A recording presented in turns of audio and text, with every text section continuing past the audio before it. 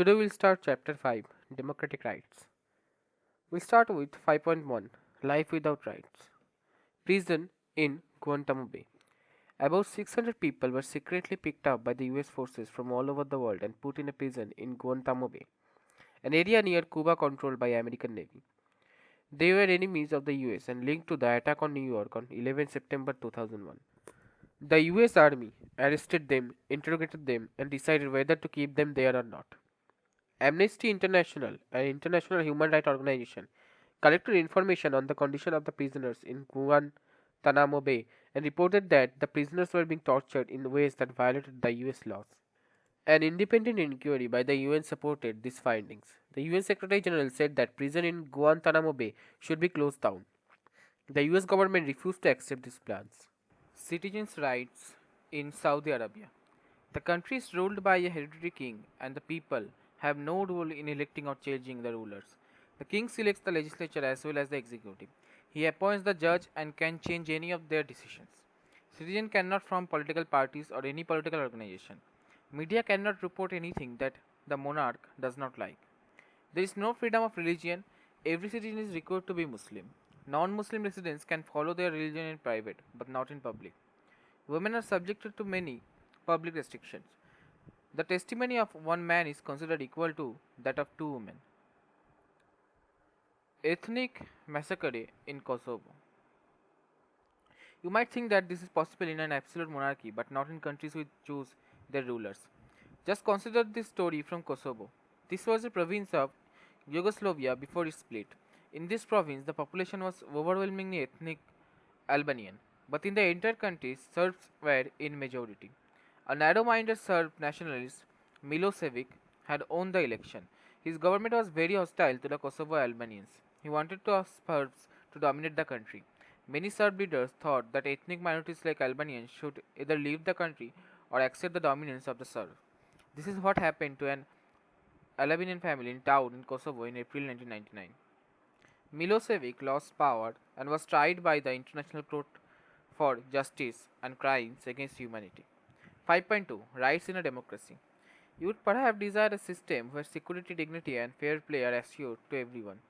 You might want, for example, that no one should be arrested without proper reason and information, and if someone is arrested, he or she should have a fair chance to defend themselves. What are rights? Rights are claims of a person over other fellow beings, over the society, and over the government. Just because we claim something, it does not become our right. Rights are reasonable claims of persons recognized by society and sanctioned by law. Rights in the Indian Constitution. Right to equality. Government shall not deny to any person in India equality before the law or the equal protection of the laws. It means that the laws apply in the same manner to all, regardless of person's status. This is called the rule of law. Rule of law is the foundation of any democracy. The government of India has provided reservation for scheduled caste and scheduled tribes and other backward classes. Various governments have different schemes for giving preference to women, poor, or physically handicapped in some kind of job. For equality does not mean giving everyone the same treatment, no matter what they need. Equality means giving everyone an equal opportunity to achieve whatever one is capable of. Sometimes it is necessary to give special treatment to someone in order to ensure equal opportunity. This is what job reservation do. Just to clarify this, the Constitution says that reservation of this kind are not a violation of the rights to equality. The principle of non-discrimination extends to social life as well. The Constitution mentions one extreme form of social discrimination, the practice of untouchability, and clearly directs the government to put an end to it. Right to freedom. Freedom of speech and expression, assemble in a peaceful manner, from associations and unions, move freely throughout the country, reside in any part of the country, and practice any profession or carry any occupation, trade or business. This is the right to freedom that is given to Indian citizens. You are free to do everything which injures no one else. Freedom is not unlimited license to do what one wants. Accordingly, the government can impose certain reasonable restriction on our freedom in the larger interest of the society. Freedom of speech and expression is one of the essential features of any democracy. Our ideas and personality develop only when we are able to freely communicate with others. You may think differently from others. Even if 100 people think in one way, you should have the freedom to think differently and express your views accordingly. You may disagree with the policy of government or activities of an institution. You are free to criticize the government or the activities of the association in your conversation with parents, friends, and relatives. You may publicize your views through a pamphlet, magazine, or newspaper. You can do it through paintings, poetry, or songs. However, you cannot use the freedom to instigate violence against others. You cannot use it to incite people to rebel against government. Citizens have the freedom to hold meetings, processions, rallies, and demonstrations on any issue. But such meetings have to be peaceful. They should not lead a public disorder or breach of peace in society. Those who participate in those activities or meetings should not carry weapons. As citizens, we have the freedom to travel any part of the country, free to reside and settle in any part of the territory in India. He may not have any connection with the city, he may not have seen it ever. Yet, as a citizen of India, he has the right to set up base there. This right allows lakhs of people to migrate from villages to towns and from poorer regions of the country to prosperous regions and big cities. The same freedom extends to choice of occupation. No one can force you to do or not to do a certain job. Women cannot be told that some kinds of occupation are not for them. People from deprived castes are not to be kept to their traditional occupation. The Constitution said that no person can be deprived to his life or personal liberty except according to the procedure established by law. It means that no person can be killed unless the court has ordered a death sentence. It also means that a government or police officer cannot arrest or detain any citizen unless he has proper legal justification. A person who is arrested and detained in custody will have to be informed of the reason for such arrest and detention. A person who is arrested and detained shall be produced before the nearest magistrate within a period of 24 hours of arrest. Such a person has the right to consult a lawyer or engage a lawyer for his defense. Right against exploitation. The Constitution mentions three specific evils and declares this illegal. First, the Constitution prohibits traffic in human beings. Traffic word means selling and buying of human beings, usually women, for immoral purposes. Our Constitution also prohibits forced labor or beggar in any form. Beggar is a practice where the worker is forced to render service to the master free of charge or at a nominal remuneration. When this practice takes place on a lifelong basis, it is called the practice of bonded labor. Finally, the Constitution also prohibits child labor. No one can employ a child below the age of 14 to work in any factory or mine or any other hazardous work, such as railways and ports.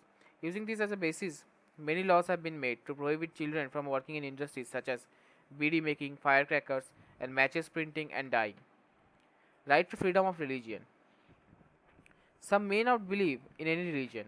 Secularism is based on the idea that the state is concerned only with relations among human beings and not with relation between human beings and God.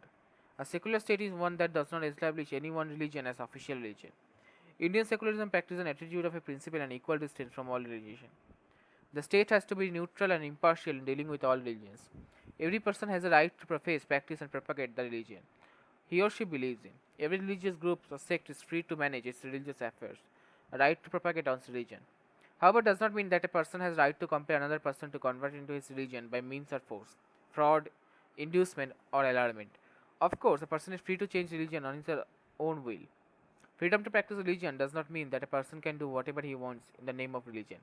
For example, one cannot sacrifice animals or human beings as offerings to supernatural forces or gods. Religious practices which treat women as inferior or those that infringe human freedom are not allowed. For example, one cannot force a widow to shave their head or wear white clothes. Nor does it punish or discriminate against people on the basis of religion they follow. Government cannot compel any person to pay any taxes for the promotion or maintenance of any particular religion or religious institution. In educational institutions managed by private bodies, no person shall be compelled to take part in any religion instruction or to attend any religious worship. Any section of citizens with a distinct language or culture have a right to conserve it. Admission to any educational institution maintained by government or receiving government aid cannot be denied to any citizen on the ground of religion or language. All minorities have the right to establish an administrative educational institution for their choice. In some places, people speaking a particular language are in majority. People speaking a different language are in minority. Telugu speaking people from a majority in Andhra Pradesh are a minority in the neighboring state of Karnataka. Sikhs constitute a majority in Punjab, but they are minority in Rajasthan, Haryana, Delhi. This is called the right to constitutional remedies. This itself is a fundamental right. This right makes other rights effective. When any of our rights are violated, we can seek remedy through courts. If it is a fundamental right, we can directly approach to Supreme Court or the High Court of the state. This is why Dr. Ambedkar called the right of constitutional remedies the heart and soul of our constitution. If any act of the legislature or an executive takes away or limits any fundamental rights, it will be invalid. The policies and the actions of government or the government organization like the nationalist, bank or electricity boards. Courts also enforce the fundamental rights against private individuals and bodies. The Supreme Court and High Courts have the power to issue direction order of writs for the enforcement of the fundamental rights. In case of any violation of a fundamental right, the aggrieved person can go to court for remedy. But now, any person can go to court against the violation of the fundamental right. It is social or public interest. It is called public interest litigation (PIL). While fundamental rights are the source of all rights, and Constitution and law offers a wider range of rights, over the years of scope of rights has expanded. Certain rights like right to freedom of press, right to information, and right to education are derived from the fundamental rights. Now, school education has become a right for Indian citizens. The government are responsible for providing free and compulsory education to all children up to the age of 14 years. Parliament has enacted law giving the right to information to the citizens. We have a right to seek information from government offices. Recently, the Supreme Court has expanded the meaning of the right to life to include the right to food. Also, rights are not limited only to fundamental rights as enumerated in the Constitution. The right to property is not a fundamental right, but is a constitutional right. Right to vote in election is an important constitutional right. Sometimes the expansion takes place in what is called human rights. They are universal and moral claims that may or may not be recognized by law. In that sense, these claims are not rights going by the definition we presented earlier. There is greater pursuit on government to accept this claim. Some international conventions have also contributed to expansion of the rights. Right to privacy, so the citizens of their home cannot be searched, their phones cannot be tapped, their communication cannot be opened. Right to an environment that is not harmful to their health or well-being. Right to have access to adequate hygiene. Right to have access to healthcare service, sufficient food and water. No one may be refused emergency medical treatment. International Covenant on Economic and Social and Cultural Rights. Right to work. Opportunity to everyone to earn livelihood by working. Right to safe and healthy working condition. Fair wages that can provide decent standard of living for the workers and their families. Right to adequate standard of living including adequate food, clothing and housing. Right to social security and insurance. Right to health, medical care during illness, special care for women during childbirth and prevention of epidemics. Right to education, free and compulsory primary education. Equal access to higher education.